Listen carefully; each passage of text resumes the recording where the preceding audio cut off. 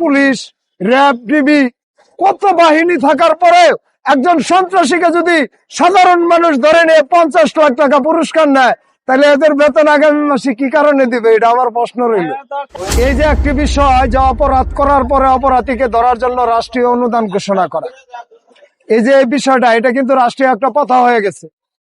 এই রাষ্ট্রীয় প্রথাটা হওয়ার কারণে একটা দেশবাসীর ভিতরে একটি প্রশ্ন আমার ভিতরেও জাগছে, যে আমাদের যে প্রশাসনিক খাতে, এই যে নিরাপত্তা খাতে যে ব্যয়টা, এত একটা ব্যয় দেওয়ার পরে এই যে CID, NSF, CSF, DGF, NSI, এরপরে আপনার পুলিশ, র্যাব, ডিবি কত বাহিনী থাকার পরে একজন সন্ত্রাসীকে যদি সাধারণ মানুষ ধরে নিয়ে 50 লাখ টাকা পুরস্কার নেয়, তাহলে এদের বেতন আগামী মাসে কি কারণে দিবে? এটা আমার প্রশ্ন রইল।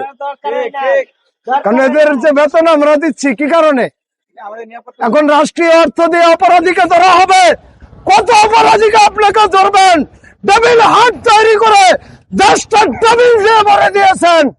আপনি কোনোদিনই হাট হতে পারবেন না।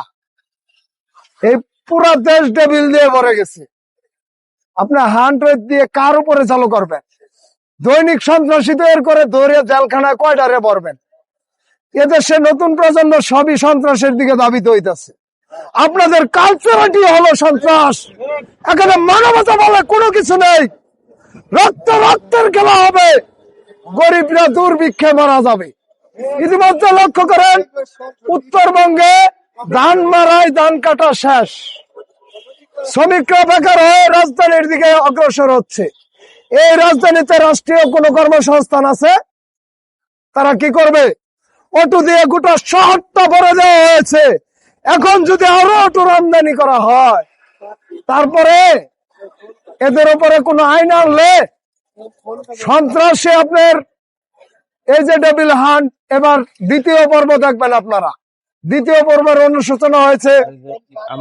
লক্ষ্য করছেন যে বিভিন্ন দেশের যারা দায়িত্বপ্রাপ্ত মন্ত্রী বা উপদেষ্টারা থাকে, এক দুইটি ছোটখাটো অপরাধ হইলেই তারা কিন্তু কি করেন, তারা পদত্যাগ করেন এবং কি এই কাজ থেকে ইস্তফা দেন। তো আমাদের বিষয়টা হলো কি, এই যে আপনার এই যে জুতা মেরে গরু দানের ব্যাপার স্যাপার আর কি, এগুলো নিয়ে এইভাবে কথা কিভাবে বলবো? উনি ব্যর্থ হয়েছেন, উনি নিজের মুখে বলেই তো চলে যাওয়ার কথা। শুধু উনি একা ব্যর্থ হয়েছে তা না তো, এখানে সম্পূর্ণ ব্যর্থতার পরিচয় দিয়েছেন নির্বাচন কমিশন। উনি বলেছিল দেশবাসী একটি সুন্দর, সুষ্ঠু এবং বিগত আমলের সমস্ত নির্বাচন থেকে একটি সুন্দর নির্বাচন আপনাদের সামনে উপহার দেওয়া হবে। এই উপহার বুলেটের মাধ্যমে শুরু হয়েছে। তাকে দোষে লাভ কি? স্বরাষ্ট্র উপদেষ্টাকে দোষে লাভ কি? নির্বাচনের তো ব্যবস্থাটাই হচ্ছে এটা। ওই পুরানো লোকদের দিয়ে নির্বাচনী ব্যবস্থা আনা হয়েছে। এখানে শুধু রক্তপাতই হবে। আমি বললাম ব্যালটের বদল বুলেট, ব্যালটের বদলে বুলেট। এ জায়গায় এই অপরাধী যে টেবিল হান্ট 2 ওটা ঘোষণা করা হয়েছে। আপনি টেবিল হান্ট 2 দিয়ে আবার ধরবেন। আমি তো বললাম যে গোটা দেশ টেবিল দিয়ে ভরে দিচ্ছেন। এখন আপনি যত হাটেই যান না কেন, এই টেবিল দিয়ে তো শেষ করতে পারবেন না। কিছুদিন আগে নির্বাচন কমিশন কইছে যে উলু বাঁচতে গিয়ে কম্বল শেষ। কি? যে কম্বলের উলু বাঁচতে গিয়ে কম্বলই শেষ। তার মানে কি, যে গোটা নির্বাচন কমিশন বিতর্কিত। ওখানে যদি বাঁচতে যায় তাহলে একটাও থাকবে না। তা আগামীতে নির্বাচন পরিচালনা করবে কি দিয়া? এর লেগে ওই সিরা কম্বল ইতালি দিয়া লইছে। তার মধ্যে বুলেট আইব না কি আইব? ব্যালট আইব? এর মধ্যে তো আসবেই বুলেট। এটা তো রাজনীতি বুলেটের। এখানে তো ব্যালটের রাজনীতি হচ্ছে না। যদি ব্যালটের রাজনীতি হতো তাহলে স্বতন্ত্র প্রার্থীর উপরে হামলা কেন? যদি কোন দলীয় হইতো তাহলে আমরা সবাই মনে করতাম যে না, উনি এই দলের আরেক দলে আক্রমণ করছে। উনি তো স্বতন্ত্র প্রার্থী, উনার উপরে হামলা কেন?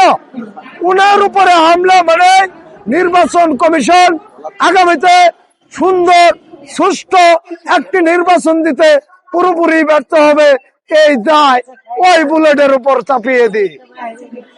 তারা বলবে যে আমরা চেষ্টা চালিয়েছিলাম, কিন্তু এই সন্ত্রাসী কর্মকাণ্ডের জন্য ব্যর্থ হইতেছে।